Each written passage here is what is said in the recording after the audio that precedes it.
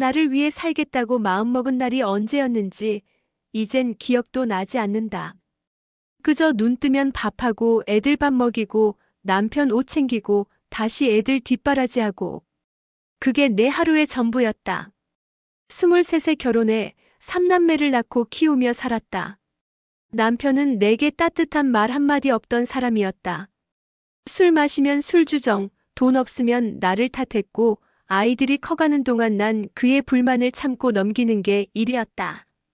그나마 아이들이 어릴 땐 매일같이 내게 안기며 엄마 최고야라고 했었다. 그래서 견뎠다. 언젠가 아이들이 커서 내 마음 알아줄 거라는 그 허망한 기대 하나로 견딜 수밖에 없었다. 남편이 세상을 떠난 건 내가 쉰이 되던 해였다.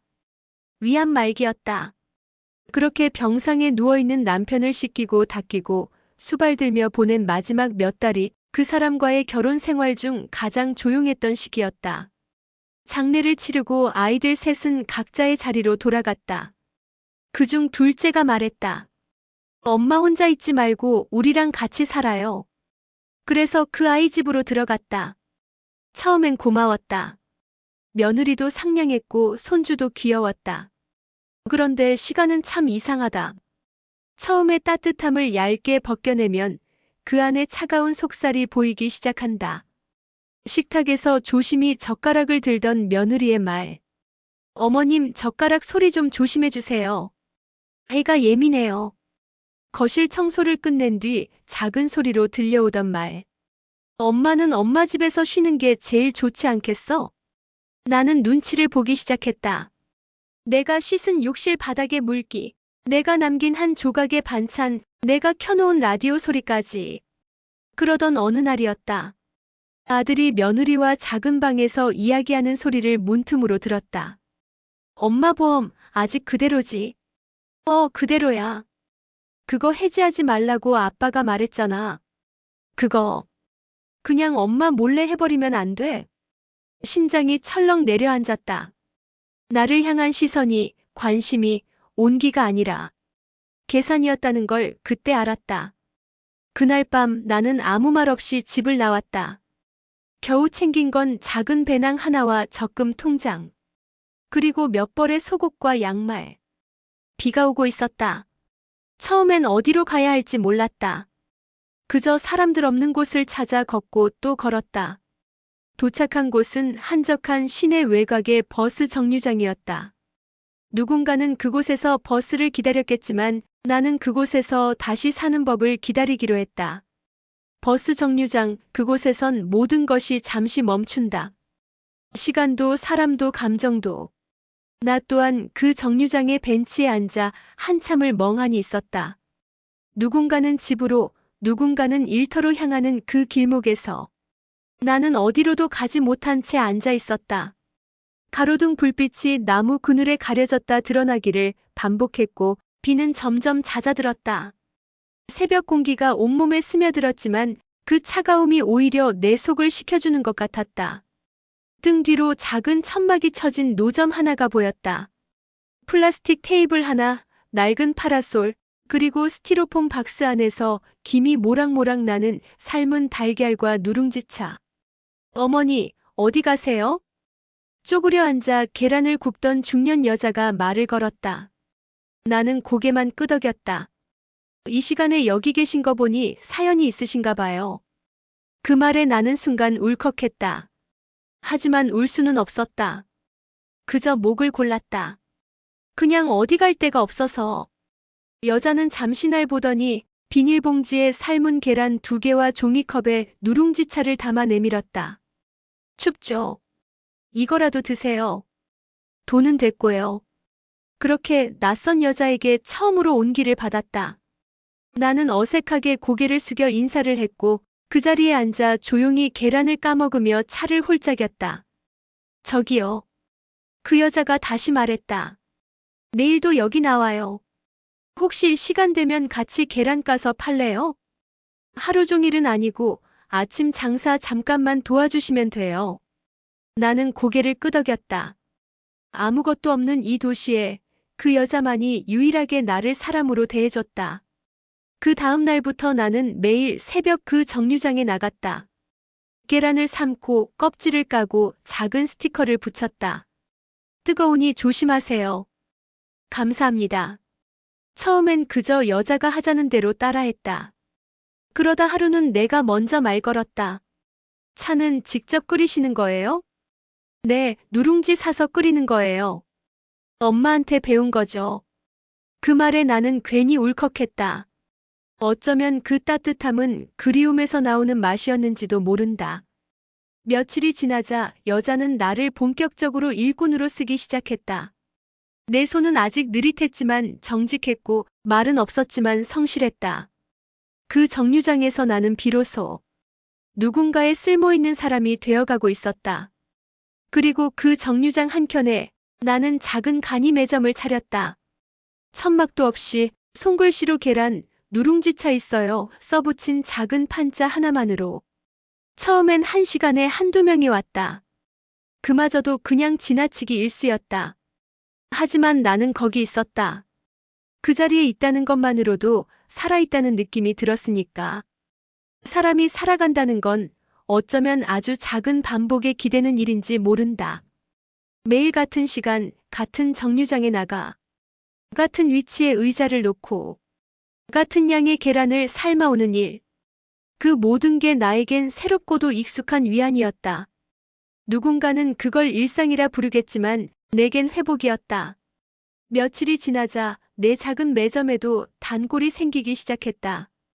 버스를 기다리는 여고생 둘, 출근 전 커피 대신 누룽지차를 마시던 택배기사, 그리고 매일 같은 시간에 산책 나온 할아버지. 이 차 옛날 우리 마누라가 끓여주던 거랑 비슷하네. 할아버지의 말에 나도 모르게 웃음이 났다. 누군가의 기억 속 무언가와 닮았다는 사실이 이상하게 따뜻했다. 그날 이후 나는 차에 조금 더 정성을 담기 시작했다. 보리와 누룽지 비율을 조절하고 계란은 너무 삶지 않도록 시간을 체크했다. 정류장 누룽지차 할머니라는 별명까지 생겼다. 어느 날 여고생이 하나 오더니 계란을 받아들며 말했다. 할머니, 우리 엄마는 맨날 늦잠 자서 아침 안 주거든요. 그래서 여기 오는 게 제일 좋아요. 나는 말없이 계란 하나를 더 쥐어줬다. 그 아이의 말이 내게는 가장 큰 칭찬이었다. 누군가의 허기를 달래줄 수 있다는 것, 그것만으로도 존재 이유는 충분했다. 하지만 세상 일이 늘 그렇듯 평탄하게만 흐르진 않았다. 그날은 이상하게 손님이 뜸했다. 비가 오려는지 하늘은 잔뜩 흐려 있었고 바람은 차가웠다. 오후 무렵 정장을 입은 중년 남성이 다가왔다. 눈에 익은 얼굴이었다. 아들이었다. 내 아들, 그 둘째. 나를 버리고 갔던 그 아이. 엄마. 그 말 한마디에 내 손에 들고 있던 종이컵이 바닥에 떨어졌다. 뜨겁게 끓인 누룽지차가 바닥에 번졌다. 나는 천천히 허리를 굽혀 컵을 주었다. 아들은 말없이 내 앞에 무릎을 꿇었다. 엄마, 나 미안해요. 그 말에 나는 아무런 감정이 일지 않았다.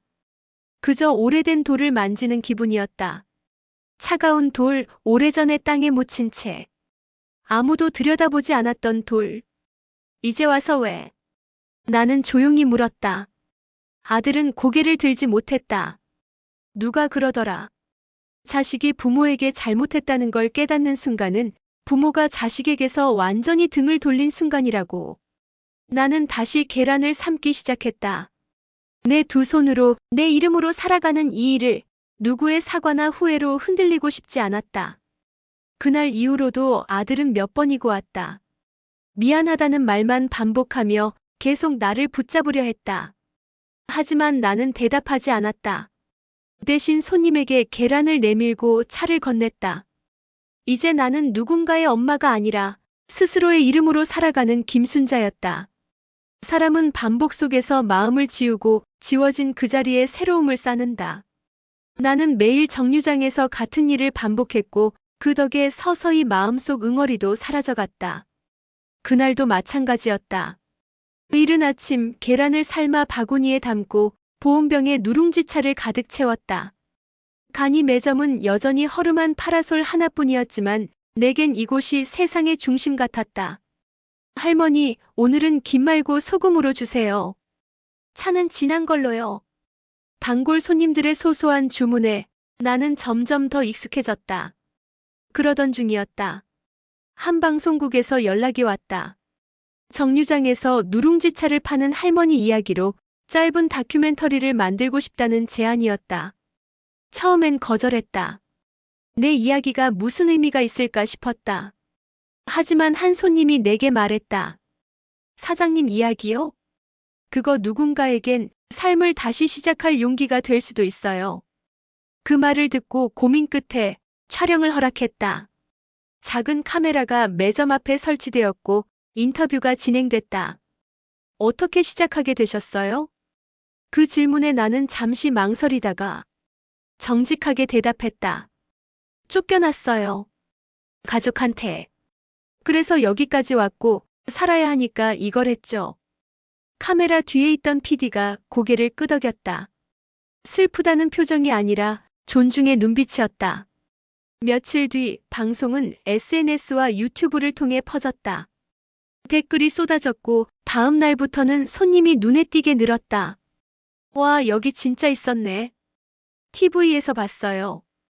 응원해요. 이게 그 국물이구나. 사람들은 나를 응원했고 나도 그 응원에 힘입어 더 단단해졌다. 계란에 붙인 스티커도 달라졌다. 오늘 하루 조금은 따뜻하길 바랍니다. 정류장 할머니가 아니라 이제는 누룽지차 김순자로 불리게 된 나는 조금씩 세상에 내 이름을 알리고 있었다. 그날 오후 낯익은 그림자가 다시 내 앞에 섰다. 며느리였다. 화장기 옅어진 얼굴에 은근한 미소를 띠고 있었다. 어머니, 방송 잘 봤어요. 그 목소리에 나는 한 모금의 누룽지차를 마셨다. 이제 좀 잘 사시네요. 그 말에 나는 웃지도 화내지도 않았다. 그저 고개를 살짝 돌려 대꾸했다. 이젠 내가 끓이는 국물로 내가 살아가고 있으니까. 며느리는 한 발 물러나며 말없이 나를 바라보다 정류장을 떠났다. 그 뒷모습을 보며 나는 더는 뒤를 돌아보지 않기로 다짐했다. 지금 나는 내 손으로 지은 모래집안에 단단히 서 있었다. 이름이 생긴다는 건 세상에 자신을 새기겠다는 뜻이다. 누룽지차 김순자, 그 이름이 나의 간판이자 인생이 되었다. 방송이 나간 뒤 정류장 앞 작은 간이 매점은 조용한 명소가 되었다. 아침마다 줄을 서는 사람들, 사진을 찍고 SNS에 올리는 사람들, 그리고 진심으로 내게 말을 걸어오는 사람들. 어머니, 저도 엄마한테 제대로 말 못하고 떠났어요. 그게 제일 후회돼요. 어느 중년 남자의 눈시울이 붉어졌다. 나는 말없이 누룽지차를 건넸다. 그는 천천히 마시며 끝내 아무 말도 하지 않고 돌아섰다. 그날부터 나는 알게 됐다. 이곳은 국물을 파는 곳이 아니라 이야기를 나누는 곳이란 걸. 내 매점 옆에는 이제 작은 칠판이 하나 생겼다. 오늘의 글귀. 그리고 분필로 적은 한 줄. 모래로 지은 집도 다시 지을 수 있습니다. 손님들은 그 문구를 사진에 담고 나의 손을 잡고 인사했다. 힘이 나요. 할머니 덕분에 울었어요. 나는 울지 않았다. 이미 많이 울었기 때문에. 하지만 그 말들 하나하나가 내 안에서 천천히 응어리를 풀어주고 있었다. 그날도 평소처럼 장사를 마무리하던 때였다. 지나가던 할머니 한 분이 발걸음을 멈추셨다. 이거 김순자 맞지? 나야. 성미댁. 나는 고개를 들었다. 40년 전 제주에서 나란히 바다에 뛰어들던 그 친구였다. 성미야. 그 말이 입에서 떨어지는 순간 나는 눈물을 흘렸다. 성미는 내 손을 꼭 잡고 말했다. 나 너 여기 있다는 얘기 듣고 며칠째 찾았어. 같이 뭔가 해보자. 그날 밤 성미와 나는 간이 매점 옆 공터에 앉아 달이 뜬 하늘을 바라보며 대화를 나눴다. 성미는 동네 작은 반찬 가게를 접고 이제 뭔가 새로 시작하고 싶다고 했다. 우리 해녀였잖아. 그 솜씨 어디 안 갔잖아. 국물에 반찬 얹으면 밥상 하나쯤은 되지 않겠냐? 나는 웃었다. 성미는 여전히 예전 그 바다처럼 따뜻하고 단단했다. 다음 날 우리는 나란히 서서 누룽지차와 삶은 계란 옆에 고등어 조림과 직접 담근 열무김치를 올려놨다. 밥 한 끼 드세요. 우리의 작은 외침에 지나가던 이들이 발걸음을 멈췄다. 그날 처음으로 내 매점에 국밥 냄새가 아닌 밥 짓는 냄새가 피어올랐다. 성미와 함께한 첫날 우리는 예전처럼 웃으며 바삐 손을 놀렸다. 내가 국을 끓이고 성미가 반찬을 만들었다. 둘의 손끝에서 완성된 밥상은 단출했지만 묘하게 정이 있었다. 정류장 밥상이에요. 뜨끈한 국 한 숟갈, 짭짤한 조림 한 점, 새콤한 열무김치. 단골 손님들이 웃으며 앉았다. 누룽지차는 여전히 가장 먼저 나갔고 계란은 한 알 두 알 사라졌다. 그리고 조심스럽게 밥상도 팔려나갔다. 누군가는 말했다. 이건 그냥 식사가 아니라 위로 같아요. 그 말에 성미와 나는 한참을 바라봤다. 우리도 몰랐던 마음이 그 사람의 말 한 줄에 담겨 있었다. 순자야, 우리 이거 진짜 할 수 있을까? 성미가 물었다. 나는 국이 끓는 소리를 들으며 대답했다. 바다는 매일 달라. 근데 매일 들어가면서도 한 번도 똑같이 움직인 적이 없었지. 그냥 파도 오는 대로 부딪히면 되는 거야. 성미는 말없이 고개를 끄덕였다. 며칠 뒤 정류장 한켠에 오래된 창고 하나를 구했다. 낡은 철제문과 곰팡이 자국이 선명했지만 내겐 가장 든든한 주방처럼 느껴졌다. 우리는 그곳에 가스레인지를 놓고 냄비와 칼, 도마, 조리도구 몇 개를 들였다. 성미는 한쪽에 작은 장독대를 놓고 직접 담근 장을 꺼냈다. 이건 내가 20년 넘게 지켜온 된장이야. 이 된장, 바닷바람 맞으며 익은 거야. 그 말을 들은 나는 무심코 된장을 떡국에 풀었다. 그러자 고소한 향이 퍼지며 냄비 속에서 바다가 다시 끓기 시작했다. 며칠 후 우리의 매점은 밥집으로 변해갔다. 정식 간판도 없고 간이 의자 몇 개에 판자 한 조각뿐이었지만 사람들은 그곳을 찾아왔다. 여기가 그 정류장 밥집인가요? TV에 나온 그 할머니 맞죠? 그럴 때마다 나는 웃으며 대답했다. 할머니 아니라 사장님이요. 그 말에 사람들은 더 크게 웃으며 밥을 먹었다. 식사값은 정하지 않았다. 그날 먹고 싶은 만큼 내면 됐다. 어떤 날은 수입이 없었고 어떤 날은 손님이 몰려 재료가 금세 바닥났다. 하지만 우리는 그날 끓이고 그날 팔았다. 그리고 하루 끝 남은 반찬은 조용히 포장해 근처 쪽방촌에 들렀다. 오늘은 밥 있으니 혼자 드시지 마세요. 누군가는 조용히 고개를 숙이며 받았고 누군가는 눈시울을 붉혔다. 우리는 그들의 식사가 아니라 존재를 끓이고 있었다. 장사를 한다는 건 단순히 돈을 버는 일이 아니었다. 사람을 마주하고 그 사람의 하루를 받아들이는 일이었다. 우리가 밥을 차리는 동안 사람들은 이야기를 두고 갔다. 여기 오면 밥보다 말이 먼저 넘어가요. 그 말처럼 정류장 밥집에는 사연이 쌓였다. 회사에서 해고된 직장인, 치매에 걸린 아버지를 돌보는 간병인, 며느리에게 상처받고 눈물만 흘리던 할머니. 그들은 밥 한 끼로 눈을 마주했고 국 한 숟갈에 마음을 내비쳤다. 성미는 그런 이들을 위해 밥 위에 조그마한 쪽지를 얹기 시작했다. 오늘도 잘 버티셨습니다. 당신의 하루 우리가 응원해요. 사람들은 그 쪽지를 지갑에 가방 안에 심지어 휴대폰 뒷면에 끼워두기도 했다. 어느 날 젊은 여자 하나가 혼자 밥을 먹고는 조용히 다가왔다. 사장님, 저도 누군가에게 이런 따뜻한 밥을 해주고 싶어요. 나는 묻지 않았다. 왜 그런지 무슨 사연인지. 그저 웃으며 말했다. 그럼 여기서 한번 해볼래요? 그날부터 그 여자는 우리 밥집의 세 번째 식구가 됐다. 이름은 은지. 29, 가정폭력 피해자 쉼터에서 지내다 우연히 우리를 알게 되었다고 했다. 처음엔 손이 느렸다. 계란도 제대로 못 깎고 국물간도 맞추지 못했다. 하지만 은지는 조용히 묵묵히 배웠다. 성미가 반찬을 알려주고 나는 불 조절과 국물 비율을 가르쳤다. 그리고 어느 날 그 아이가 끓인 미역국을 먹고 나는 눈을 감았다. 은지야, 이건 너의 국이다. 은지는 그 말에 조용히 고개를 숙였다. 우리 셋은 이제 가족이었다. 피로 이어지지 않은 그러나 마음으로 묶인 가족. 은지는 손님들에게 정성껏 밥을 담고 꼬박꼬박 인사했다. 맛있게 드세요. 감사합니다. 오늘도 힘내세요. 하루는 은지가 나에게 조심스럽게 물었다. 사장님, 이 집 이름이 뭐예요? 나는 잠시 생각하다 대답했다. 모래로 지은 집. 모래요? 그래. 금방 무너질 것 같고 바람 한 번에 흩어질 것 같지만 우리 손으로 다시 지을 수 있거든. 다시, 또다시. 은지는 말없이 그 이름을 되뇌었다. 모래로 지은 집.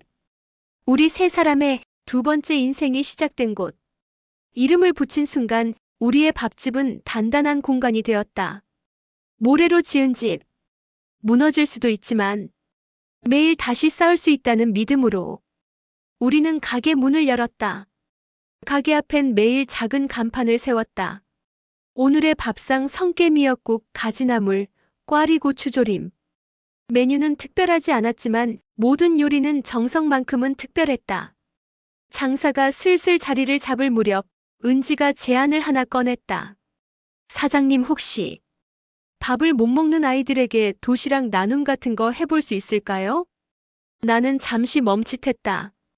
마음은 좋았지만 현실이 허락하지 않을 수도 있었다. 우리가 감당할 수 있을까? 성미가 물었다. 하지만 은지는 단호했다. 제가 만들게요. 재료 남는 날 두세 개라도 시작해보면 안 될까요? 그 말에 우리는 도시락 용기를 모으기 시작했다. 단골 손님들도 함께했다. 사장님, 이거 써보세요. 이 뚜껑 잘 닫혀요. 그렇게 일주일에 한두 번 우리는 직접 만든 밥을 담아 근처 복지관에 전했다. 처음엔 반신반의했던 복지사들도 밥을 받아본 뒤엔 연락을 해왔다. 애들이 밥을 다 먹고 나서도 계속 그 국물 얘기만 해요. 그 말에 은지는 눈물을 삼켰다. 도시락 용기에 조그만 쪽지를 붙였다. 밥 먹고 힘내자. 우리도 너도. 그 쪽지 하나에 우리는 더 열심히 국을 끓였다. 그해 겨울 눈이 펑펑 내리던 날이었다.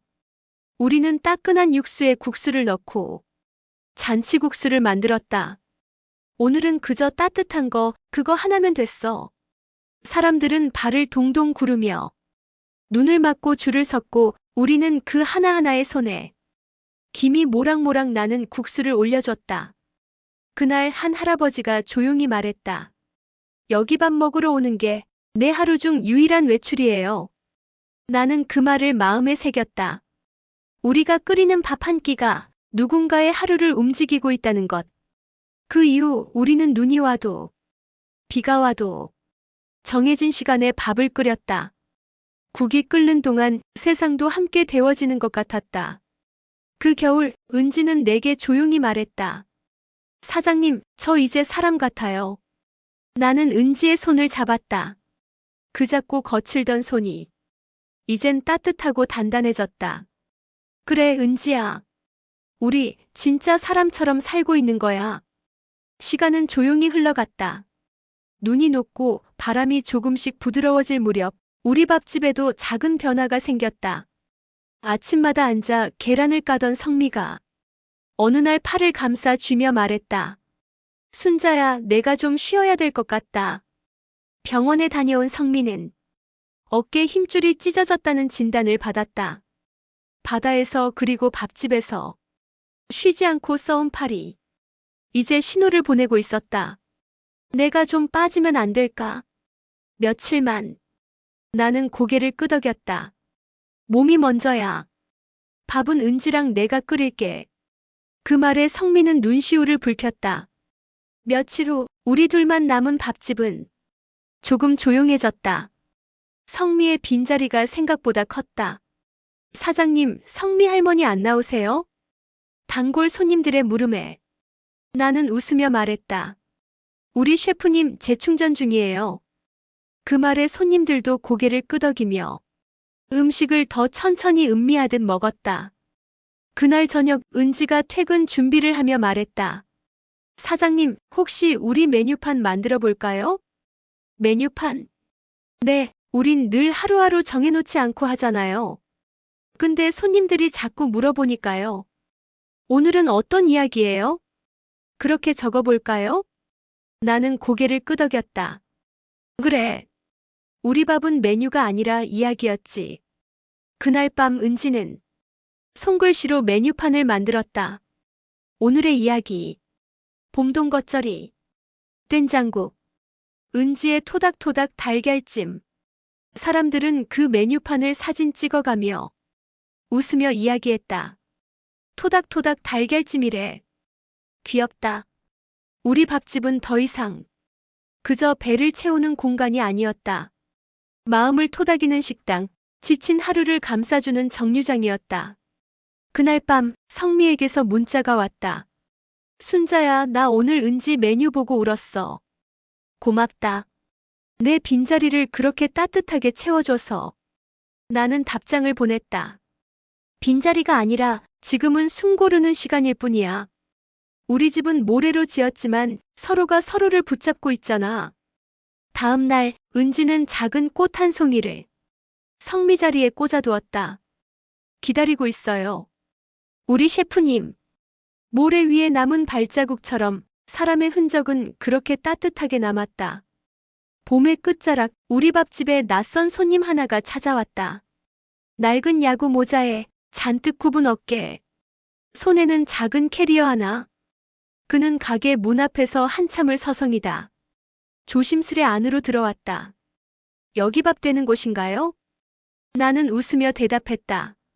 그럼요. 앉으세요. 따끈한 국밥 나갑니다.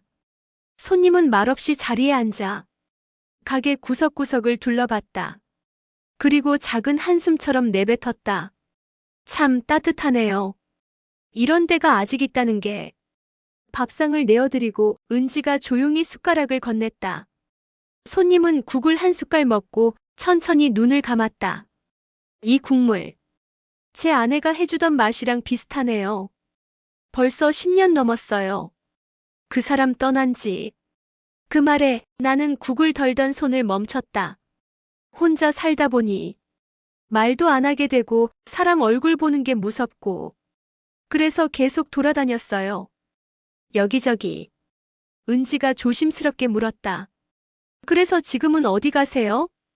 손님은 작게 웃었다. 글쎄요. 갈 데는 딱히 없고 그냥 오늘은 여기까지예요. 나는 자리에서 일어나 반찬을 한 접시 더 내어드렸다. 그럼 오늘은 여기서 저녁까지 드시고 가세요. 밤바람 차니까 따뜻한 차도 드리고요. 손님은 고개를 천천히 끄덕였다. 고맙습니다. 정말 고맙습니다. 그날 밤 손님은 문을 닫는 시간까지 앉아 있었다. 아무 말 없이 가게의 온기를 품으며 문을 닫으려 할 때 그는 조용히 캐리어를 끌고 나가며 말했다. 여긴 참 사람이 살 수 있는 집 같아요. 모래로 지은 집이라도요. 그 말을 끝으로 그는 어둠 속으로 사라졌다. 은지는 그 뒤를 한참 바라보며 말했다. 사장님, 우리 집은요. 누가 와도 되는 집 같아요. 어디서든 왔든 무슨 짐을 들고 있든. 나는 작게 웃으며 대답했다. 그게 우리가 집을 짓는 이유야. 단단한 벽보다 따뜻한 온기를 남기려고. 그날 밤 성미에게서 연락이 왔다. 다음 주부터 다시 출근하겠다는 짧은 문자였다. 그리고 그 다음 날 아침 가게 문 앞에 작은 화분 하나가 놓여 있었다. 보라색 제비꽃, 흙은 아직 촉촉했고 화분 아래에는 쪽지 하나가 붙어 있었다. 밥 한 끼로 살 수 있는 세상 정말 있더라고요. 감사합니다. 야구 모자 드림. 나는 쪽지를 가슴에 넣었다. 그리고 다시 오늘의 국을 끓였다. 모래로 지은 집은 오늘도 누군가의 발걸음을 기다리며 따뜻하게 문을 열었다. 성미가 돌아온 날 아침, 밥집 문을 여는 내 손이 조금 더 단단해졌다. 은지는 이른 새벽부터 주방을 정리했고 나는 된장을 풀고 성미는 고구마를 찌며 조용히 웃고 있었다. 세 사람의 손길이 부딪히고 따로 또 같이 움직였다. 이제 진짜 우리 집 같네. 성미가 말했다. 우리는 서로를 바라보며 고개를 끄덕였다. 이 작은 주방이 진짜 우리의 집이 된 순간이었다. 그날 점심, 가게에 어린아이 손을 잡은 여성이 들어왔다. 여기 국밥 하나요? 나는 웃으며 맞았다. 네, 국밥도 있고 미역국도 있어요. 아이도 같이 먹을 수 있어요. 여자는 조심스럽게 자리에 앉았다. 어딘가 불안한 표정이었다. 아이도 낯을 가리며 고개를 숙였다. 밥상을 차려드리고 은지가 작은 유리컵에 따뜻한 물을 내밀었다. 아이는 맵지 않게 드실 수 있어요. 국물도 좀 식혀드릴게요. 여자는 눈시울을 붉혔다. 죄송해요. 갑자기 이렇게 와서. 근처 쉼터에 있어요. 밥값은 없는데 애가 자꾸 배고프다 그래서. 나는 아무 말 없이 반찬을 조금 더 내어드렸다. 괜찮아요. 우리 집은 밥값보다 배고픈 사람이 먼저예요. 여자는 끝내 눈물을 흘리며 아이를 안아주었다. 고맙습니다. 정말 고맙습니다. 그날 이후 가끔씩 아이 손을 잡고 오는 여성들이 우리 집에 찾아오기 시작했다. 복지관에서 소문이 났다고 했다. 그 밥집은 돈 없어도 준다더라. 말 한마디 없이도 밥이 나온다더라. 우리 집은 복지기관도 종교시설도 아니었지만 누군가의 도피처가 되어갔다. 어느 날 은지가 말했다. 사장님, 우리 메뉴에 따뜻한 밥 한 그릇 그렇게 써둘까요? 나는 고개를 끄덕였다. 그래, 딱 그거면 되지. 우리는 간판 아래 손글씨로 썼다. 모래로 지은 집. 따뜻한 밥 한 그릇 있습니다. 누군가에게는 그 한 그릇이 오늘 하루를 견디게 하는 전부였으니까. 봄이 깊어질수록 우리 밥집엔 사람들의 이야기가 더 진하게 스며들었다. 누군가는 국밥 위에 추억을 얹고 누군가는 창거리 사이로 마음을 털어놓았다. 그날도 이른 아침 문을 열고 주방을 정리하던 중이었다. 가게 유리문 너머에 낯익은 실루엣이 멈춰 서 있었다. 야윈 얼굴, 흰 모자를 눌러쓴 남자. 몇 주 전 제비꽃 화분을 남기고 떠난 그 손님이었다. 그는 말없이 문을 열고 들어와 구석자리에 앉았다. 그 모습은 변함없었지만 눈빛만은 어딘가 다르게 느껴졌다. 나는 조용히 그에게 다가갔다. 오늘은 어떤 국 드릴까요? 그는 작게 미소 지으며 말했다. 그때 먹은 그거요. 그 감자 들어간 된장국. 주방으로 돌아오며 나는 국물을 다시 끓였다. 감자를 도톰하게 썰고 된장을 정성스럽게 풀었다. 그동안 내가 배운 건 하나였다. 국은 정직한 손에서 맛이 나온다. 한참 후 그는 국을 다 먹고 조용히 물었다. 사장님은 사람을 어떻게 믿으세요? 그 말에 나는 한참을 멈췄다. 그리고 국그릇을 조심스럽게 거두며 말했다. 믿는 게 아니에요. 그냥 오늘 그 사람이 배고파서 온 거면 그건 받아줄 수 있는 거예요. 그는 고개를 숙였다. 잠시 뒤 캐리어에서 종이봉투 하나를 꺼냈다. 이거 혹시 받아주시겠어요? 나는 망설였지만 그의 진심이 느껴졌기에 조심스레 받았다. 안에는 손편지와 함께 묶음으로 포장된 작은 초콜릿들이 들어있었다. 편지에는 이렇게 적혀 있었다. 여기서 받은 따뜻함을 언젠가 누군가에게 돌려주고 싶습니다. 나는 조용히 손에 힘을 주었다. 그날 우리는 초콜릿을 포장해 밥을 받아간 사람들에게 함께 건넸다. 이건 누군가의 마음이에요. 받은 사람들은 잠시 놀라다가 작게 미소 지었다. 성민은 그걸 보며 중얼거렸다. 희한하지. 이 국밥집은 자꾸 마음을 돌려받게 만들어. 나는 고개를 끄덕였다. 모래로 지은 집이라 그런가 봐. 자꾸 쓸려나가니까 다시 채워야 하거든. 그날 밤 우리는 작은 손전등 아래서 남은 초콜릿 몇 개를 나눠 먹었다. 조용히 씹히는 단맛 사이로 국밥보다 더 따뜻한 감정이 입안에 퍼졌다. 그 집은 누구의 마음이라도 담아낼 수 있는 그릇이었다. 장사라는 건 이상했다. 재료가 떨어질까 걱정하면서도 사람이 끊길까 더 무서웠다. 하지만 우리 밥집은 달랐다. 그날 필요한 만큼만 준비했고 누가 오지 않아도 문을 열었다. 사장님, 오늘은 뭐 끓이세요? 은지가 물었다. 나는 주방 한쪽에서 다시마를 물에 담그며 말했다. 오늘은 콩나물국이야. 시원하고 가벼운 거. 성민은 고개를 끄덕이며 물을 썰기 시작했다.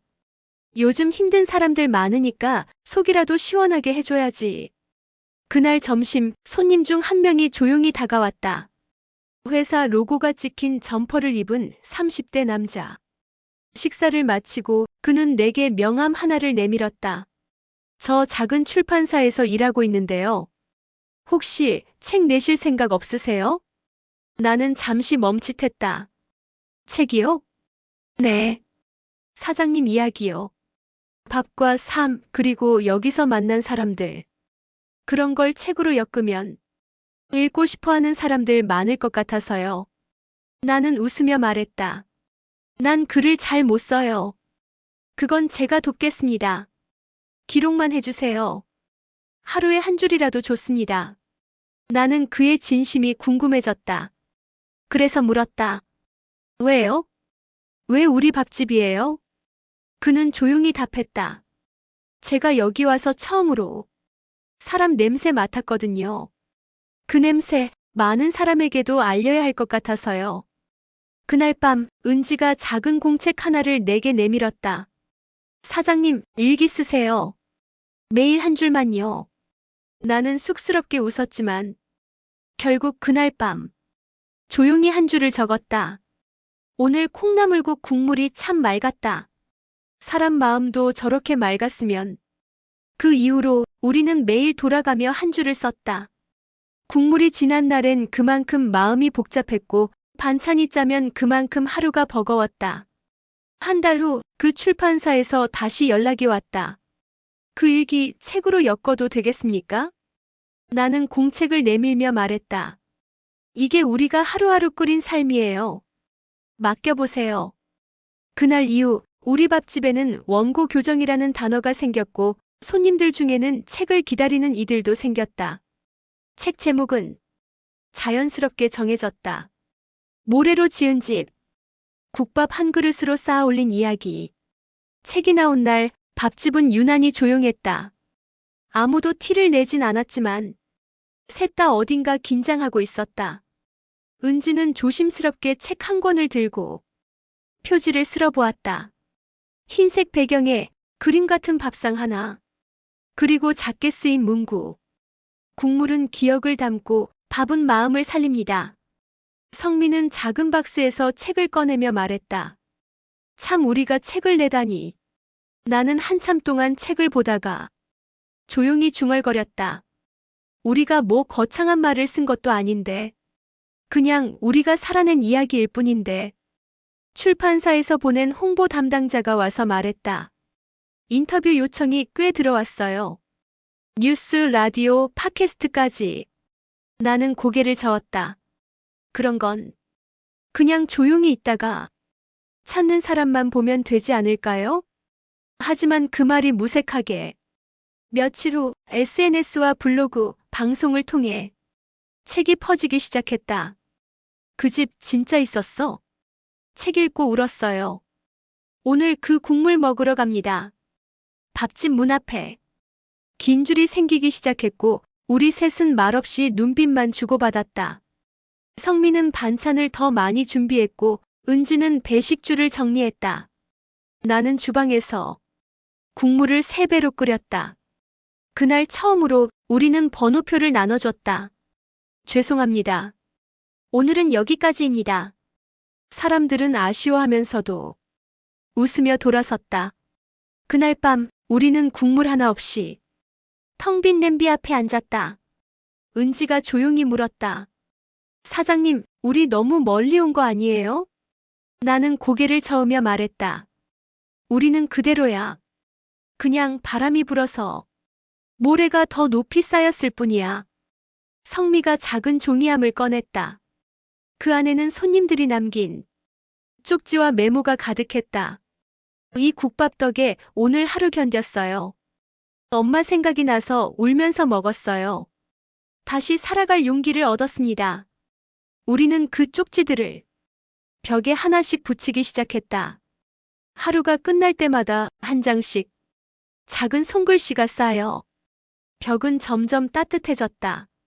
이 집의 벽은 시멘트가 아니라 사람들의 마음으로 만들어졌다. 그리고 그 마음들이 모래처럼 흩어지지 않고 단단히 붙어 있었다.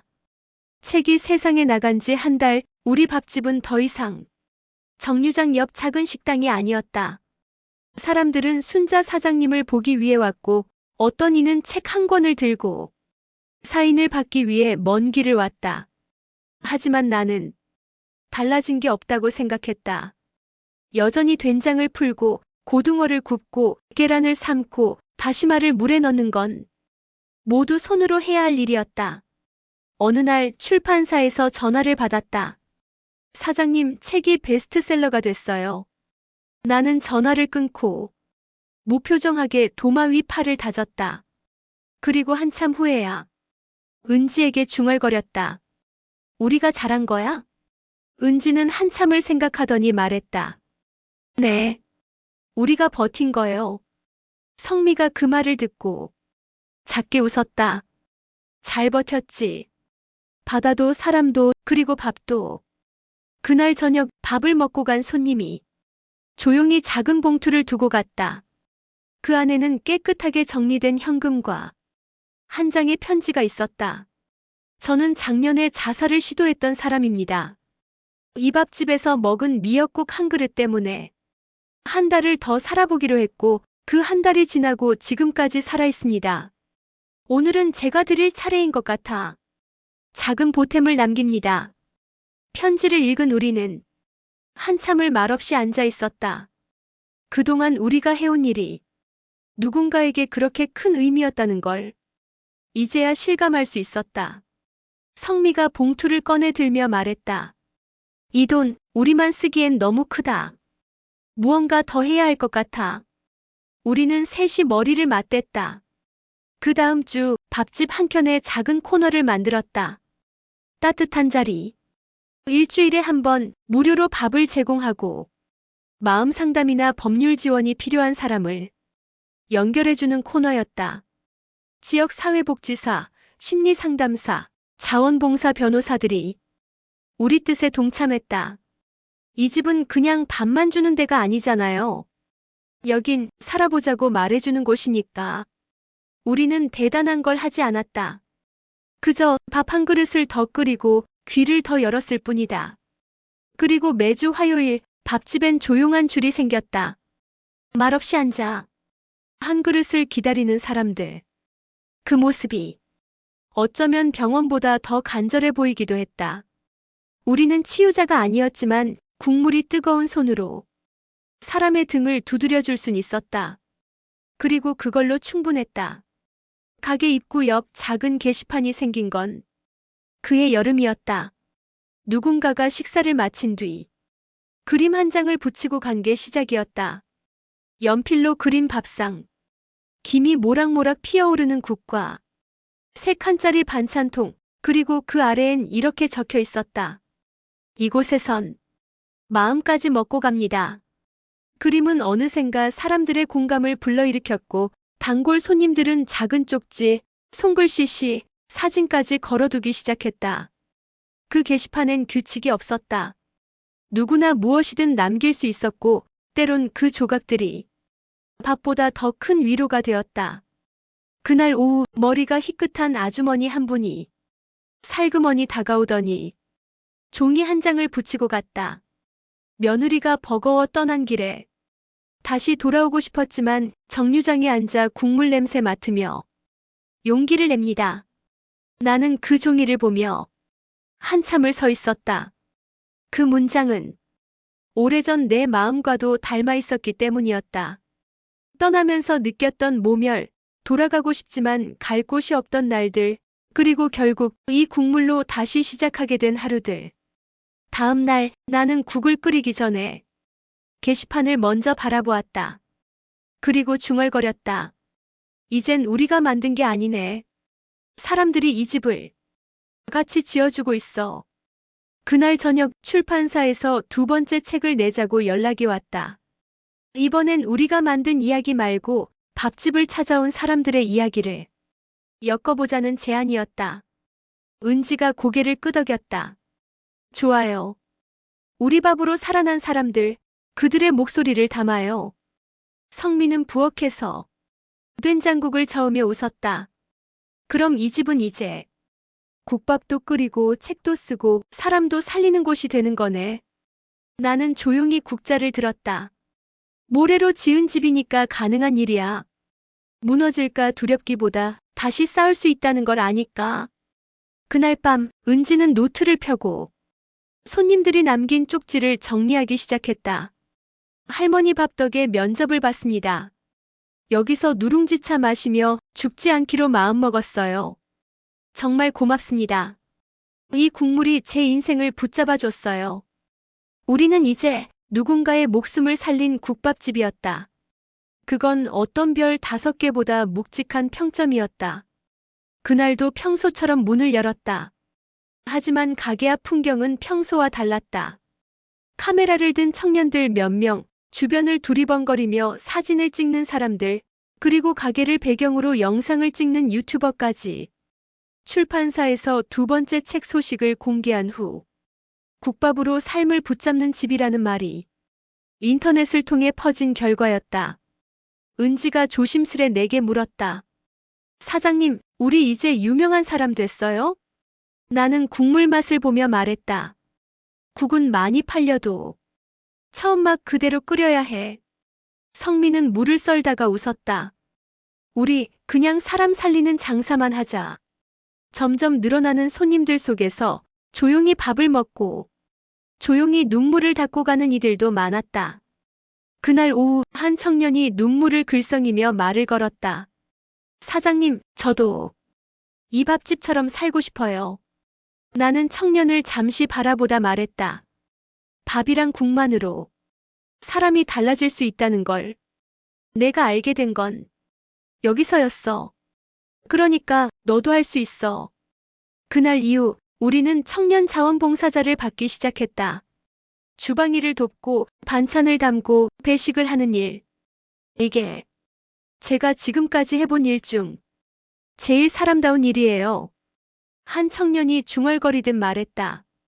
은지는 그런 청년들에게 하나씩 앞치마를 나눠주었다. 이건 사람 살리는 앞치마니까 조심히 써요.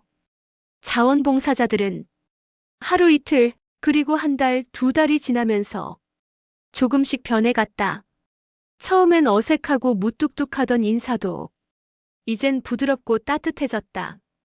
밥 짓는 일에서 사람을 배우기 시작한 것이었다. 우리 밥집은 이제 단순한 가게가 아니라 누군가의 시작점이자 누군가의 두 번째 집이 되어가고 있었다. 어느 날 그동안 자주 보였던 청년이 은지에게 고백했다. 저 사실 가출 중이었어요. 갈 데도 없고 마음도 무너졌었는데 여기 와서 처음으로 아침에 일어나고 싶었어요. 은지는 청년의 손을 꼭 잡았다. 이제 너도 여기에 이름을 남겨. 그리고 그날 게시판 한 구석에 그 청년의 쪽지가 붙었다. 이 집 때문에 내 이름을 다시 부르고 싶어졌습니다. 장마가 시작되었다. 끊임없이 쏟아지는 비와 눅눅한 바람. 가게 안은 늘 젖은 우산과 축축한 신발 냄새로 가득했지만 우리는 여느 때보다 더 뜨끈한 국과 더 바삭하게 구운 반찬으로 손님을 맞았다. 비 오는 날엔 어묵탕이지. 성미가 손목을 걷어붙이며 어묵을 정갈이 꼽았다. 그리고 도라지 무침. 은지는 말없이 주방에서 양념을 고르게 비볐다. 나는 다시마 육수를 붓고 불을 켜며 중얼거렸다. 날씨가 흐려도 밤만은 밝아야 하니까. 그날 오후 가게 문이 열리더니 오랜만에 보는 얼굴이 들어섰다. 작은 화장기, 한 손엔 종이 우산을 든 며느리였다. 그녀는 조용히 자리에 앉았다.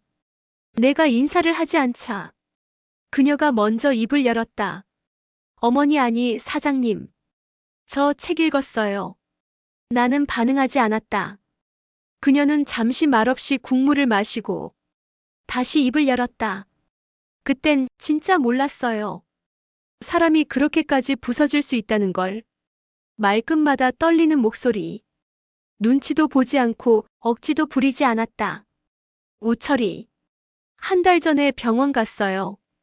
우울증 치료 중이에요. 아이랑 저도 따로 살고 있어요.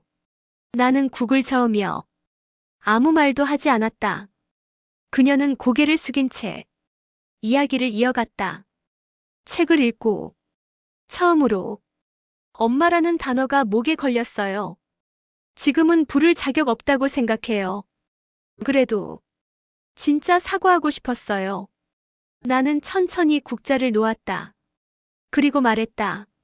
나는 이제 누군가의 엄마로 살지 않아. 내 이름으로 살아. 그녀는 고개를 끄덕이며 일어섰다. 그 말, 책에도 있었죠. 저도 그렇게 살 수 있을까요? 나는 대답하지 않았다. 하지만 그녀가 나가기 전 은지가 조용히 종이컵에 누룽지차를 담아 그녀 손에 쥐어주었다. 속부터 데우고 가세요. 그녀는 고개를 깊이 숙이고 조용히 나갔다. 그날 밤 우리는 말이 없었다. 성미가 무거운 목소리로 말했다. 사람이 변할 수 있을까? 나는 대답하지 않았다. 그저 주전자 속물이 천천히 끓어오르는 걸 바라보았다. 사람도 물이 데워지듯 천천히 바뀌는 건 아닐까? 불꽃이 아니라 국물처럼. 그날은 유난히 조용한 아침이었다. 비도 그치고 바람도 잦아들었다. 우리는 늘 그랬듯 국부터 올리고 밥부터 안 치고 반찬을 하나둘 준비했다. 오늘의 메뉴는 북어국이었다. 하얗고 맑은 육수에 부드러운 계란이 풀어지고 들기름 냄새가 가게를 감쌌다. 북어국 냄새. 우리 엄마 생각난다. 은지가 작은 웃음을 지으며 말했다. 성민은 조용히 팔을 송송 썰며 말했다.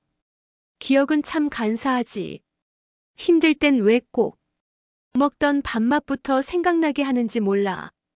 그날 문을 열고 들어온 손님은 초등학생쯤 되어 보이는 남자아이였다. 가게 안으로 조심스레 들어와 혼잣말처럼 물었다.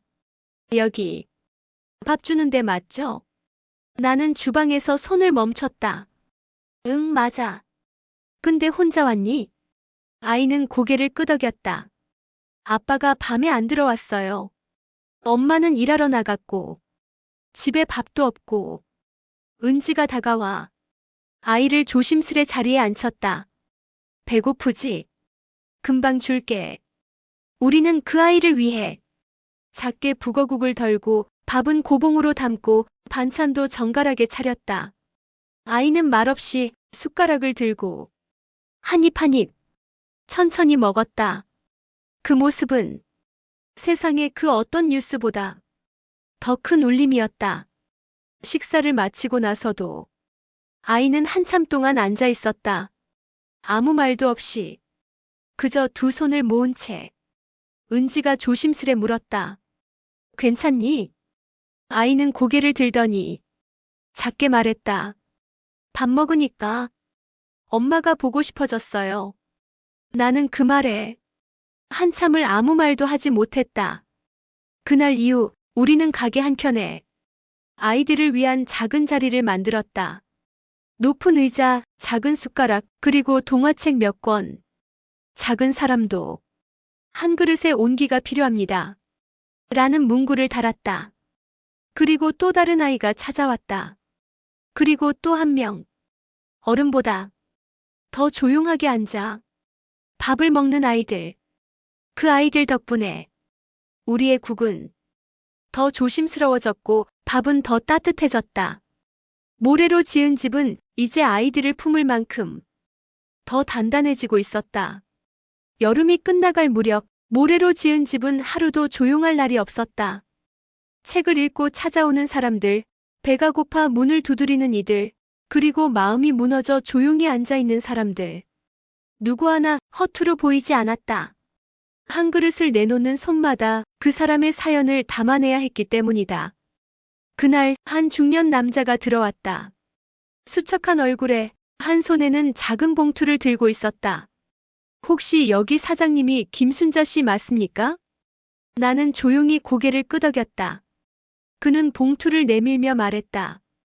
제 아버지가 생전에 여기서 식사를 자주 하셨습니다. 조용한 성격에 말수도 거의 없으셨는데 하루는 제게 그러시더군요. 거긴 밥이 아니라 사람을 내줘. 나는 그 말을 듣는 순간 숨을 멈췄다. 그가 건넨 봉투에는 그 아버지가 남긴 편지와 작은 감사장이 들어 있었다. 당신들이 차려준 밥 덕분에 내 하루는 하루가 되었고 내 삶은 버틸 수 있었습니다. 그 말 한 줄이 내 50년 인생 중 가장 값진 상이었다. 그날 밤 우리는 불을 끄지 않았다. 은지는 고요히 국을 덜어 작은 촛불 앞에 놓았다. 오늘은 우리에게 밥을 먹고 살아주었던 사람들을 위해. 성민은 조용히 무릎을 꿇고 두 손을 모았다. 나는 눈을 감았다. 그동안 왔다 간 사람들의 얼굴이 떠올랐다.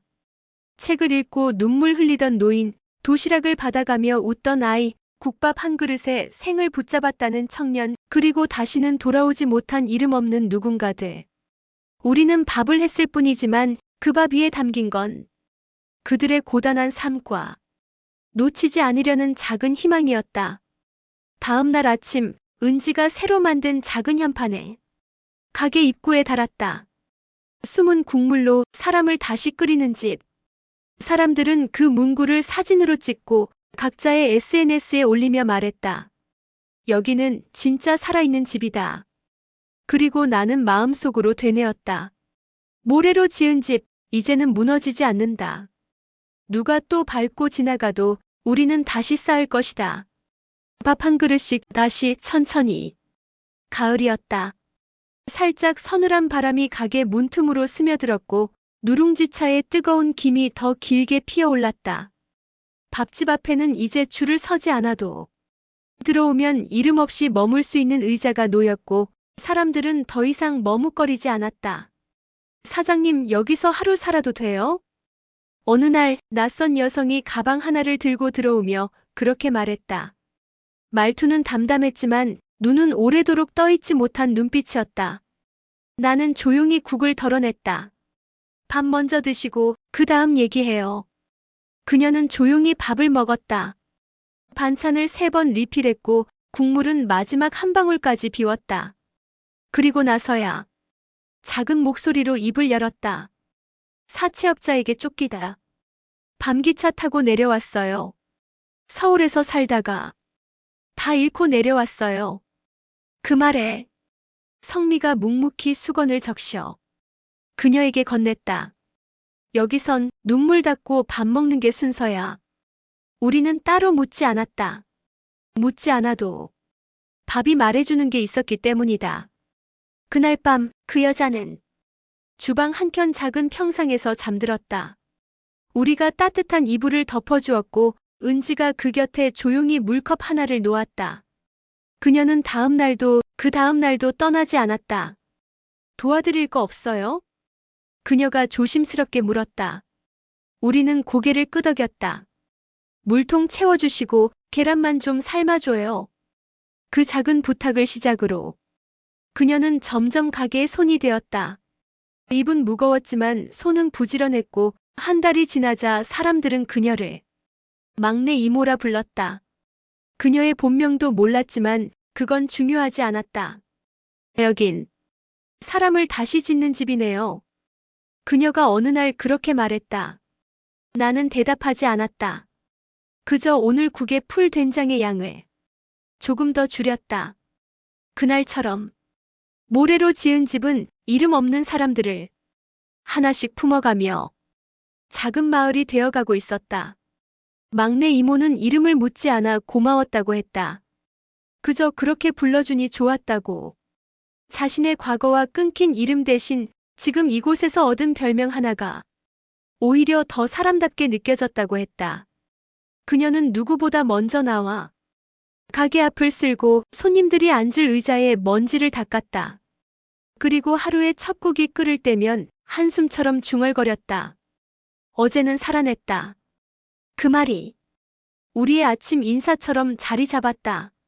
가을바람이 불어오고 사람들의 옷이 점점 두꺼워질 무렵 가게에 익숙한 손님 하나가 오지 않았다. 늘 정해진 시간에 와서 된장국만 먹던 노인. 말수는 없었지만 식사 후엔 반드시 작은 종이로 만든 학을 하나 남기고 갔던 사람. 사흘, 그리고 일주일. 그날 성미가 조심스럽게 말했다. 혹시 무슨 일 생긴 건 아닐까? 그 학을 한데 모아두었던 작은 바구니는 그 노인의 흔적처럼 남아있었다. 우리는 복지관과 동사무소, 심지어 인근 병원까지 수소문했다. 그리고 마침내 들은 말. 며칠 전 혼자 사시던 노인분이 집에서 돌아가셨답니다. 주소가 여기 맞는 것 같네요. 우리 셋은 한동안 말을 잃었다. 말없이 밥을 해가며 그가 앉았던 자리를 바라보고 그가 두고 간 학 하나를 조심스레 손에 쥐었다. 그날 저녁 우리는 그 자리에 작은 촛불 하나를 놓았다. 그리고 은지가 종이에 적었다. 밥을 남기지 않던 당신, 이제는 우리의 기억으로 남습니다. 밥집을 찾던 사람 중엔 이제 떠나는 사람도 생겼다. 죽음으로 혹은 회복으로. 사장님, 저 일자리 생겼어요. 이제 부모님 댁으로 돌아가요. 이곳 덕분에 살아남았어요.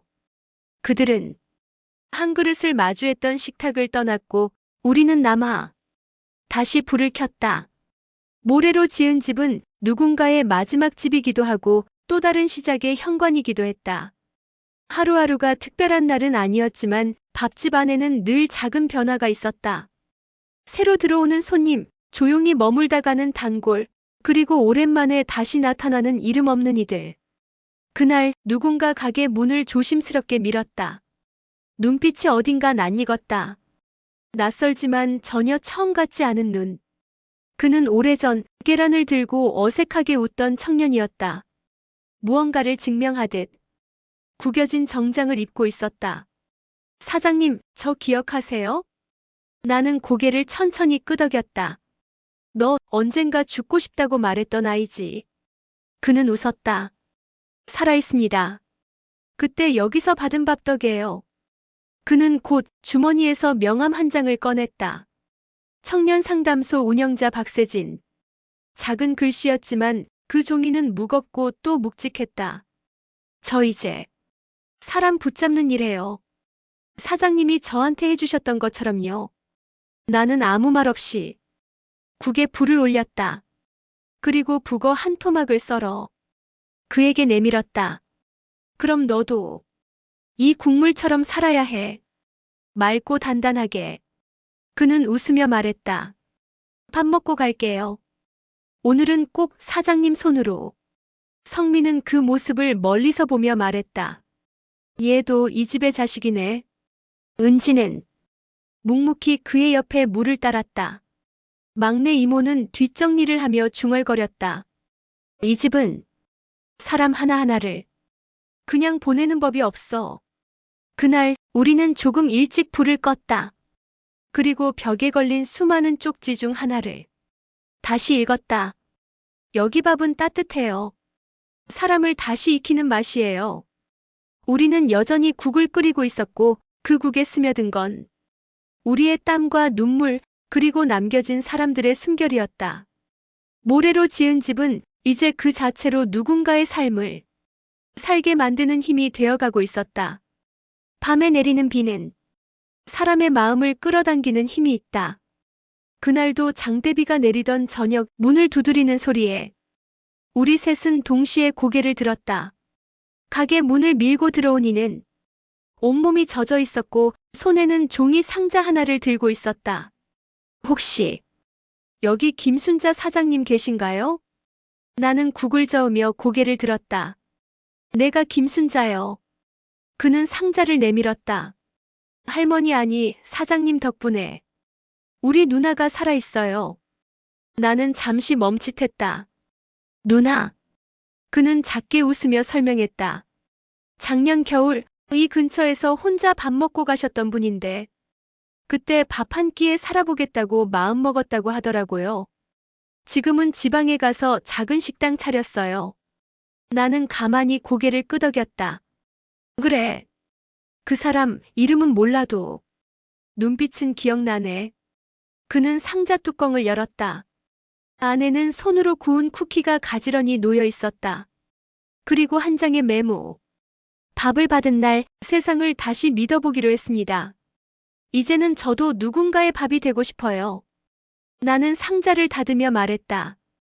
그 사람 이제 진짜 밥 짓는 사람 됐네.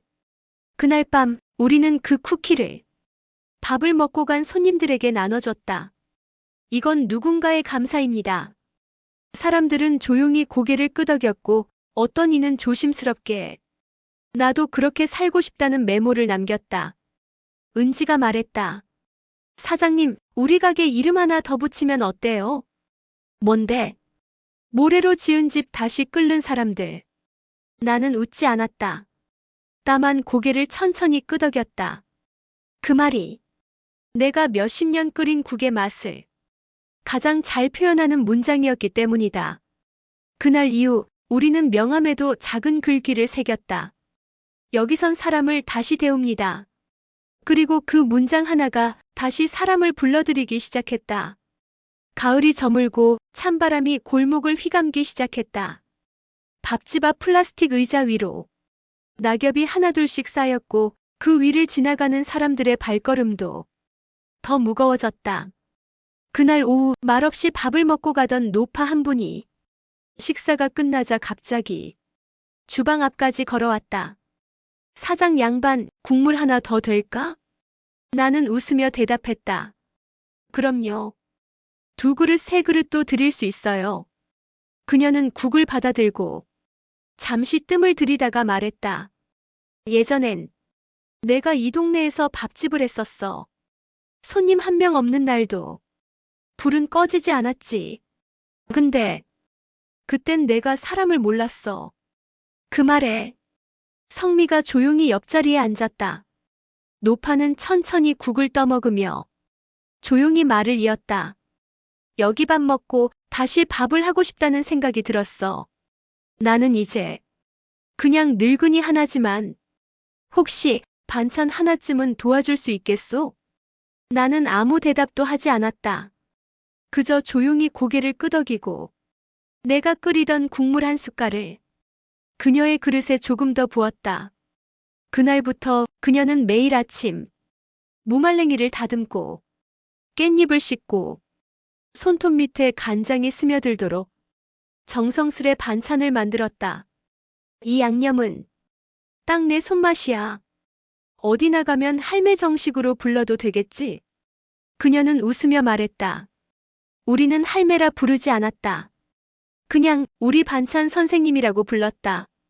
밥집 벽엔 이제 오늘의 국과 함께 오늘의 반찬 선생님 이름도 적혔다. 깻잎장아찌 선생님 박화분, 들깨 시래기국 성미 셰프, 애호박무침 은지 주방장, 감자조림 막내 이모. 그리고 내 이름은 없었다. 나는 이름을 적는 대신 조용히 국물에 시간을 끓였다. 이 밥집은 이제 단지 사장 하나로 돌아가는 집이 아니었다. 모두가 조금씩 얹어가는 진짜 밥집이었다. 찬바람이 점점 거세지고 동네는 겨울 준비에 분주해졌다.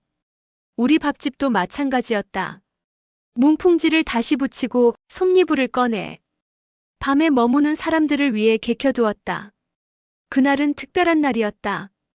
밥집에 처음으로 손님이 아닌 손님이 찾아왔기 때문이다. 안녕하세요. 저는 지역방송국 작가입니다. 혹시 모래로 지은 집에 대해 다큐멘터리 촬영을 해도 될까요? 은지와 성민은 놀란 눈으로 나를 바라봤고 나는 조용히 국을 젓던 손을 멈췄다. 우린 그냥 밥만 하는 집이에요. 그게요. 그 밥이 요즘 사람들한테 꼭 필요한 이야기라서요. 나는 대답하지 않고 손님에게 다시 물었다. 배는 고프세요? 작가는 순간 당황하더니 고개를 끄덕였다. 그럼 일단 밥부터 드세요. 된장국 한 그릇, 들깨 무나물, 그리고 김치 한 접시. 작가는 조용히 먹고 숟가락을 내려놓고 말했다. 이 집 카메라에 담기엔 아까워요. 그 말에 성민은 피식 웃었다. 그럼 뭐로 담아요? 글로 남기면 좋을 것 같아요. 더 천천히, 더 오래 곱씹을 수 있게요. 그렇게 우리는 촬영 대신 인터뷰를 하게 되었고 방송국 작가는 일주일 넘게 밥집에 머물렀다. 손님처럼 먹고 때론 우리처럼 일하며 우리의 하루를 글로 옮겼다. 그가 남긴 글 중 가장 기억에 남는 문장은 이랬다. 이 집엔 기적은 없었다. 다만 매일같이 밥이 있었다. 글이 방송국 홈페이지에 올라간 날 낯선 이들이 하나둘 찾아왔다. 여기 정말 사람이 다시 태어나는 곳 맞나요? 진짜 국물이 사람을 데운다던데요. 우리는 여느 날처럼 밥을 내주었고 그들 역시 여느 손님처럼 조용히 밥을 먹고 갔다. 다만 그날 남겨진 쪽지 한 장이 가슴을 오래도록 데웠다. 죽고 싶은 마음으로 왔다가 살고 싶은 마음으로 돌아갑니다. 우리는 여전히 기적을 만들지 않았다. 그저 밥을 지었을 뿐이었다. 겨울이 본격적으로 시작되면서 우리는 국의 간을 조금 더 짰다. 찬바람에 몸이 움츠러들면 입맛도 따라 숨게 되니까 소금이 아니라 온기로 간을 맞춘다는 마음으로 국물 하나에도 손이 더 갔다. 그날 아침 늘 찾아오던 자원봉사 청년 중 하나가 작은 종이봉투를 내밀었다. 사장님, 이거 제 첫 월급이에요. 많진 않지만 여기 보태고 싶어요. 나는 잠시 말을 잇지 못했다. 너 그동안 혼자 고생 많이 했지. 그럴 때마다 여기 와서 밥 먹은 거예요. 그게 다였어요. 그날 우리는 그 돈을 가게 안쪽 조그만 금고에 넣었다. 그리고 그 위에 작은 종이 쪽지를 하나 덧붙였다. 사람이 준 돈은 다시 사람에게 써야 한다. 성민은 금고에 열쇠를 채우며 말했다. 이건 언젠가 꼭 필요한 누군가에게 쓰게 될 거야. 며칠 후 낯익은 얼굴 하나가 가게 문을 열고 들어왔다. 서울에서 다큐를 보고 기차를 타고 왔다던 중년의 남자. 국밥을 먹으러 온 줄 알았는데요. 사실은 어딜 가도 밥을 못 먹을 것 같아서 여기까지 왔어요. 나는 말없이 따뜻한 국을 끓이기 시작했다. 들깨를 볶고 물을 얇게 썰어 천천히 불에 얹었다. 은지가 그 남자의 앞에 조심스레 물을 놓고 말없이 앉았다. 힘든 말은 굳이 꺼내지 않아도 돼요. 우린 밥으로 듣거든요. 남자는 한참을 말없이 앉아있다. 눈물을 훔쳤다. 사는 게 참 뜨거운 밥 한 숟갈 같네요. 목으로 넘길 땐 아프고 그 다음에야 배가 불러요. 그 말에 성민은 고개를 끄덕였다. 맞아요. 그러니까 그 한 숟갈을 놓지 말아야 해요. 모래로 지은 집은 밥을 먹이기만 하는 곳이 아니었다. 한 숟갈, 한 문장, 한숨을 받아주는 공간이었다. 그리고 그렇게 겨울의 한가운데를 우리는 함께 버텨내고 있었다. 12월의 공기는 유난히 무겁고 밤은 일찍 찾아왔다. 가게 문 앞 가로등 불빛 아래 입김을 내뱉는 사람들이 모였다. 우리 가게는 크리스마스 장식도 캐럴도 없었다. 하지만 그날 막내 이모가 작은 박스를 들고 나타났다. 이거 내가 예전에 사둔 건데요. 혹시 써도 돼요? 박스를 열자 낡은 전구 장식과 작은 별 장식 그리고 고맙습니다라고 쓰인 종이 카드들이 나왔다. 누군가에게 밥 대신 고맙다는 말을 주고 싶어서요. 우리는 말없이 고개를 끄덕였다. 그날 저녁 은지는 카운터 옆 벽에 누군가에게 고마움을 전하는 벽을 만들었다. 하얀 종이에 손님들이 직접 적은 말들이 하나둘씩 붙기 시작했다. 엄마 밥 해줘서 고마워요. 이곳 덕분에 오늘도 울지 않았어요. 세상 어딘가엔 아직 따뜻한 국물이 있단 걸 알았어요. 벽은 하루가 다르게 따뜻해졌고 그 벽을 바라보며 식사하는 손님들의 눈빛도 점점 부드러워졌다. 그리고 어느 날 은지가 벽에 적었다. 사장님, 밥 알려줘서 고맙습니다. 이젠 저도 사람을 끓일 수 있게 됐어요. 나는 그 말 앞에서 한참을 서 있었다. 눈물이 나지도 웃음이 나지도 않았다. 그저 국물이 끓는 소리만 들렸다. 성미가 주방으로 들어오며 말했다. 사람 하나? 잘 데워놨네요, 사장님. 나는 고개를 숙이며 중얼거렸다. 응. 이제 곧 다 데워질 거야. 이 집도 우리도. 모래로 지은 집은 불빛 하나 없이 시작됐지만 이제는 사람들의 말과 마음으로 은은하게 빛나는 곳이 되어 있었다. 새해가 다가오던 날 밥집 앞 풍경은 여느 때보다 조용했다. 사람들은 떠나야 할 곳으로 가고 남은 사람들은 이곳에서 또 하루를 살아냈다. 그날 아침 눈이 내렸다. 소복이 쌓인 눈 위로 첫 발자국을 남긴 건 막내 이모였다. 오늘은 미역국해요. 그녀가 말했다. 새해니까 누구든 다시 태어날 수 있잖아요. 우리는 말없이 미역을 불리고 참기름을 둘렀다. 국물이 끓는 동안 문이 열리고 하나둘 사람들이 들어왔다. 오늘은 미역국이에요. 은지가 외치듯 말하자 사람들은 조용히 고개를 끄덕였다. 식탁마다 작은 초 하나씩을 놓고 그 초 앞에서 각자 새해의 소원을 속으로 빌었다.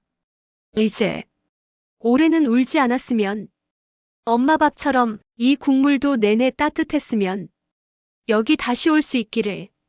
나는 주방에서 그 모습을 조용히 지켜봤다. 어느새 밥집은 밥을 먹는 곳이 아니라 새로 살아보는 곳이 되어 있었다. 그날 가장 늦게 온 손님이 식사를 마치고 일어나며 말했다.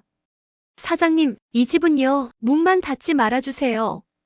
불 꺼지면 진짜로 어두워질 것 같아서요. 나는 대답 대신 국자 하나를 더 들었다. 그리고 다음 날 아침부터 된장국을 다시 끓이기 시작했다. 밥이 식지 않게, 사람이 멈추지 않게 우리는 계속 국을 데웠다. 모래로 지은 집은 이제 단단한 그릇이었다. 기억도 상처도 그리고 희망도 모두 담을 수 있는 진짜 집. 그날은 유난히 바람이 거셌다. 새벽부터 출입문이 덜컹였고 간판이 흔들리는 소리가 들려왔다. 그 소리에 잠에서 깬 나는 주방으로 가서 제일 먼저 소뚜껑을 열었다.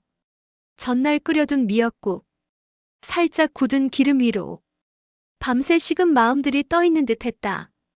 나는 조용히 불을 켰다. 기름이 다시 녹고 국물이 끓기 시작하면서 이상하게 마음이 조금씩 풀어졌다. 늘 그래왔다. 국이 먼저 데워지면 나도 데워졌다. 가게 문을 열자 은지와 성미가 동시에 들어섰다. 둘은 아무 말 없이 작업복을 갈아입고 주방으로 들어왔다. 막내 이모는 목도리를 두른 채 감자 깎을게요. 하고 조용히 말했다. 우리는 그날도 밥을 했다. 한 손님이 가게 유리문 앞에서 긴 시간을 서성이다 들어왔다. 그는 낡은 사진 한 장을 꺼내 보여주었다. 사진 속에는 우리 가게의 게시판 앞에서 밝게 웃고 있는 한 중년 여성이 있었다. 제 어머니예요. 여기서 자주 밥 드셨다더라고요. 암 진단받고 한동안 연락이 끊겼다가 이곳에서 마지막 한 달을 지내셨다네요. 나는 고개를 끄덕였다. 사진 속 얼굴 기억나지 않을 수 없었다. 그 여인의 웃음은 사람을 편하게 만들었다. 그녀는 늘 말하곤 했다. 나는 여기서만 내 이름을 듣는 것 같아요. 그의 아들은 조용히 고개를 숙이며 말했다. 어머니 유품을 정리하다가 이곳 주소가 적힌 쪽지를 발견했어요. 내가 다시 산 곳이라고 적혀 있더라고요. 그는 천천히 주머니에서 작은 항아리 하나를 꺼냈다. 여기 작게라도 어머니 남기고 싶습니다. 우리는 말없이 가게 안쪽 햇살이 가장 오래 머무는 창가에 그 항아리를 두었다. 그리고 그 위에 쌀 한 줌을 놓았다. 밥 한 그릇의 시간. 그걸 버티고 이겨내고 살아낸 사람의 흔적. 그날 우리는 작은 팻말을 하나 만들었다. 여기 머물다 간 사람들의 숨이 지금도 국물 위로 피어오릅니다. 그날 이후 우리 가게는 더 이상 모래로 지은 집이라 불리지 않았다. 사람들은 조용히 숨의 집이라 불렀다. 숨죽이며 견딘 사람들, 다시 숨을 쉰 사람들, 그리고 그 숨을 담은 국 한 그릇을 기억한 사람들. 우리는 이름을 바꾸지 않았다. 그저 이름의 의미가 바뀌었을 뿐이다. 이야기는 한 그릇의 국에서 시작됐습니다. 한 여인이 세상에 밀려나듯 쫓겨났고 손 하나 내밀 곳 없는 도시에서 다시 숨을 쉬기 위해 바다를 찾아갔습니다. 그녀가 삶을 견딜 수 있었던 건 수십 년을 함께했던 물질의 기억 그리고 국을 끓이며 되새긴 가슴속 뜨거운 숨결 때문이었습니다. 그녀는 다시 국을 끓이기 시작했고 그 국은 사람을 살렸습니다. 배고픈 사람뿐 아니라 울고 싶던 사람, 죽고 싶던 사람, 그리고 단지 누군가와 밥 한 끼를 나누고 싶던 사람들까지. 그렇게 작은 밥집은 조금씩 사람들의 집이 되어갔습니다.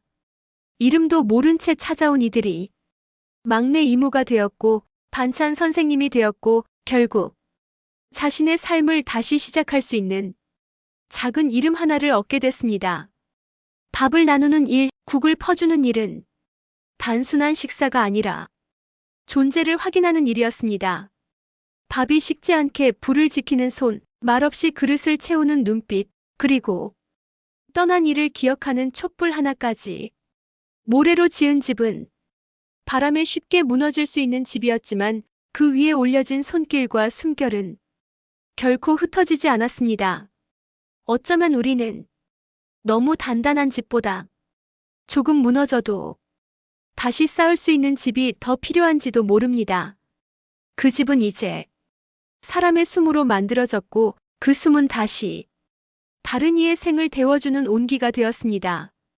이야기의 주인공 김순자 씨는 더 이상 누군가의 엄마, 며느리, 희생자로 불리지 않았습니다.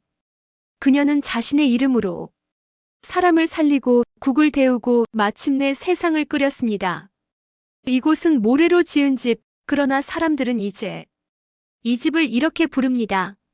숨의 집. 그리고 그 집은 지금 이 순간에도 누군가의 다시 살아날 이유가 되고 있습니다.